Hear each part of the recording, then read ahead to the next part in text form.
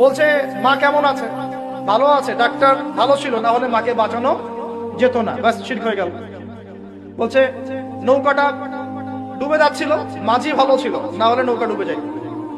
ড্রাইভারটা ভালো ছিল, না হলে রাস্তা নির্ঘাত অ্যাক্সিডেন্ট হয়েছে। এইটা কথা আমরা চলতে ফিরতে শিরক করতেছি। এই যে মেয়ে ছেলেরা বল তোমাকে ছাড়া বাঁচবো না, যদি একটা মেয়ের জন্য জীবন দিয়ে দেন তাহলে আল্লাহর জমিনে আপনি আল্লাহর জন্য কি করবেন?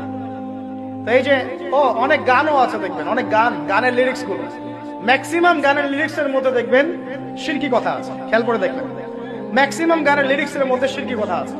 আপনারা একটু খেয়াল করে দেখবেন অনেক গানের লিরিক্স আছে এগুলো কিন্তু শিরকি কথা, আল্লাহর সাথে দ্রোহিতা হচ্ছে কিনা। তো এই কথায় তিনটা ক্ষেত্র বললাম, কথায়, কাজে এবং চিন্তায়, এই তিনটা ক্ষেত্রে মুসলিম সমাজের মধ্যে এখন শিরক বিরাজ করছে। এটা আমাদের উম্মতের সবচেয়ে বড় সমস্যা। আল্লাহ পাক আমাদের সবাইকে শিরক মুক্ত আমল করার তৌফিক এনায়েত করুন। সকলে বলে আমিন।